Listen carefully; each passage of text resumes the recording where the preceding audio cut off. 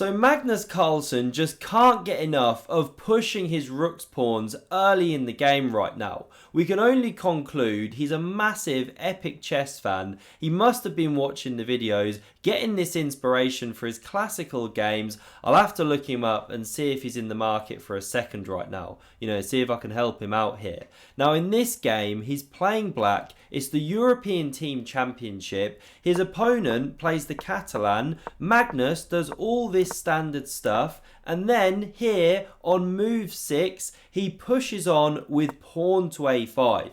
In 22,000 games in chess.com database, this one's been played less than 100 times. Very rare, very AlphaZero-esque. That's what the thumbnail's all about, because AlphaZero showed that you can push these rook pawns in certain positions and to great effect, as we're going to see. But don't conclude the result here. This one goes to the wire. Magnus's opponent, an IM, yes, but on his way to GM, 21 years old, a strong Finnish player. It's Norway versus Finland. So we get bishop f4 played. Magnus now takes on c4. This is the more tried and tested move normally. You open the diagonal, yes, but the knight's going to come and sit on d5. And after queen a4, preparing to recoup this pawn, that's exactly what we see. And white lets that bishop go on f4. We get queen takes, knight takes here, shattering the pawn structure, picking up the bishops. Why would you do this as white? Well, after knight d7, we can see that black is a bit cramped, has some development issues. Meanwhile, the white position flows into the game very, very freely. So white's still with an edge. We get rook d1, pawn c6, very solid. The queen now drops back to c2, preparing to develop the knight, but have the queen sit behind, not potentially be a target for the black pieces on c4. Now knight f6 played, knight c3. This knight hits d5, targeting the f-pawn, and so e3 adds protection, and Magnus carries on his development. Yes, he's got the bishops, but they're squashed right now. Not beautiful pieces. Knight e5 now played. Very natural move. The bishop drops back to e8, very passive, but f6 coming, Magnus looking to unravel. But white now first to the punch on the f-file with pawn f5, liquidating that doubled pawn. Magnus goes f6, and here white just loses the opening edge. You'll see a small reaction in this evaluation bar on the left. So what should you do here? Well, knight d3 is best, with the idea of rerouting to f4 soon after these ones exchange. But knight f3 played, and we'll see the problem with this one, because captures here was played. Now this knight took. You have to take with the pawn. If you take with the queen, you're running into knight h4, opening the bishop, and then this knight hits f5. Not good. So pawn takes, and now the queen recaptures the pawn, yes, but g6 drives that one back, and we see the problem with the knight on f3 and not remaneuvered to this square earlier.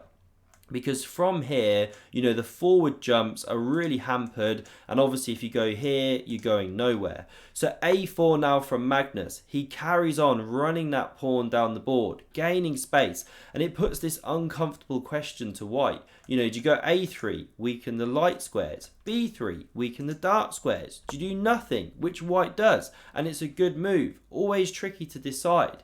And now Magnus goes king g7, prophylaxis coming off this diagonal, and both players start unraveling pieces. So this knight is now maneuvering to here, looking for c5. Bishop d6 from Magnus, a nice improvement of that piece. Rook c2 prepares to double. Queen d7 prepares to connect the black rooks. We get rook dc1, bishop f7, and now these rooks are connected. And by the way, earlier on, in case you were wondering, the pawn could never drop, because there was always this bishop takes on h2 tactic, opening up the queen to then recapture the piece. So queen e2 from white clears the d3 square for that knight to hop in. Now Magnus challenges the file, knight d3, but there's a problem. After b6, covering the knight's hop, Now white is actually a bit under pressure here because black's got some plans to sit this rook on c4. This pawn creating a bit of a bind. This is an annoying piece. So how do you keep going forward here? Well, white goes for a3. The computer wants queen d1 with some crazy tactical stuff going on. Not going down that rabbit hole. a3 selected, preparing knight b4. And after Magnus goes rook c4, knight b4 comes on the board. Now we're going to stick with the game continuation here, not go too off-piste. Because after Magnus takes, it is the best move. The pawn recaptures in just a second. This one's thrown in, takes. Now pawn recaptures. And after b5, Magnus finds himself with a small edge here. Because he's solidified these pawns with this one at the base of the chain. And he's got long-term endgame ideas of either pushing this one and then after takes pushing the a pawn, or vice versa, right? So that's always tricky in the long term. Plus, he's got more space. White a bit cramped. So queen d2 played. Now we get g5 from Magnus, gaining some space. Maybe you activate the bishop here one day. We see queen c3, rook d8, rook d1, bishop d5, Magnus happy to exchange. This is a better piece for white. You know, this one's staring at its own pawns. And so f3 played, best move. Now queen d6, targeting some pawns, keeping white honest. Rook d2 played, pawn h5 from Magnus. He loves pushing a flank pawn, right? Now rook f2, covers f3, and after h4 from Magnus, he now unleashes this bishop on a new diagonal because the rook covers. But there's a problem. Bishop e6 stymies this one's efforts to activate down here. And if you retreat, well, this is a nice pawn structure for black. The bishop looking very dead. So takes was played. Best move. The queen recaptures. King f1. And now look at this for a nice little king march. You know, this is a top move from a top player. We get h3, king e2, f5, king d2. Now queen d5 centralizing, king c1. And now Magnus does something he doesn't normally do. He gets the pawn structure wrong. So what should he do here? Well, the computer wants g4. It likes that as the main way to kind of break up these pawns, right? But Magnus goes f4 and it's not quite correct. The game now basically level. Well, it is in just a moment anyway. Now, if you play e4 here, well, your d-pawn drops. So we see takes played. Still the d-pawn can drop, but then this one drops. It's very drawish. So Magnus takes on f4, and now we see queen e1. Great move, looking to invade. So the king covers that square, and white is coming way back into this game, I was going to say, or right back into this game. Came out as white. So there's pressure here. Now queen e4 was selected, but rook e2 was also an option, looking for some crazy invasion stuff. The computer gives it level, but queen e4 played, not a bad move. Magnus now does trade those queens, connects the pawns, allows this one to drop. What is this all about? Taken with check, he's now a pawn down. Well, this is where his endgame tactical genius is just kicking in. He's not winning by any means, but he's seen that he can now create chances. So the rook drops back to cover the g2 invasion square. Magnus invades anyway. You cannot take, of course, or the pawn's running through. So now a very important move played, rook c2. If you go rook d2, just to give you an idea of the tactics in the air, you've just lost the game due to c3. That theme coming back to bite the white player. Because after captures, this pawn's running and it's terrible for white. You can't stop all the threats. So we see rook c2 played. Correct move. Now check. King d2. Rook g4. Magnus setting so many traps here for his opponent. If you go king e3 to cover the pawn, then there's rook g2 back. There's a problem with the rook. What do? How do you save it? Say you go rook f2 to stay with the king, protecting. Well, now there's takes, king takes, and again the pawns run. You know, just so many different lines. I don't want to get lost down them all here, but this would be a blunder. So king c1 played. Magnus picks up the pawn, restores the material balance. Rook c3 targets the h3 pawn, and Magnus takes a timeout. It's passive but necessary, and he's preparing to march in his king.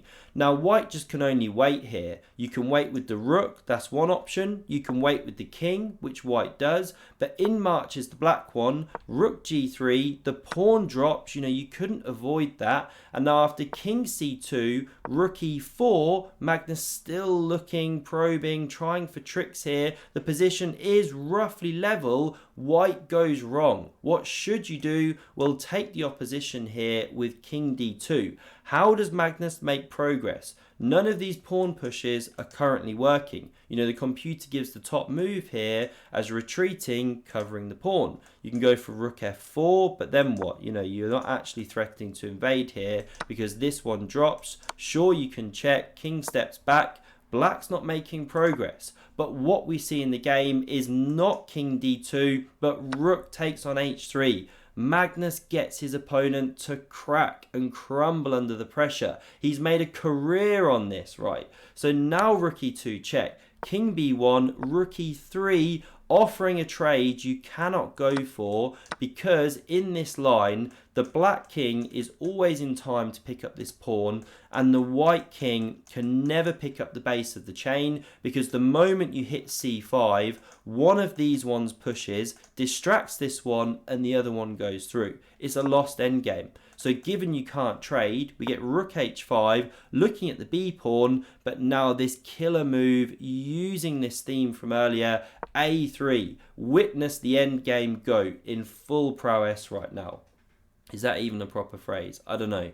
But we get rook g5 now, looking to kind of activate down here. I mean, you could have taken the pawn straight away. You could have checked straight away. Okay, different options. This one selected. Rook b3 now played, and it is a killer. The pawn pinned. We get check. The king comes back. Check. Forward. Now here white takes this pawn. I mean, if you try and cover like this, well, c3 still comes. There's too many problems. So we see takes. Now this rook captures with check. King c1, c3, rook a5, and resigns. Or maybe lost on time, actually, having a look at that time situation. Now, it is a lost game because pawn a2 is played to protect that pawn. And what do? The king is marching in to then threaten mate threats. So you always have to run this king miles away to get out of the mate threats. And then either the c pawn's running through or a pawn if your rook goes wandering. It's a lost endgame. So this, the final position. Magnus Carlsen doing his endgame thing once again. I hope you enjoyed. Smash that subscribe button to never miss a future video and see another great game of chess. Have a look at the video on screen. Thanks a lot for watching, and I hope to see you soon.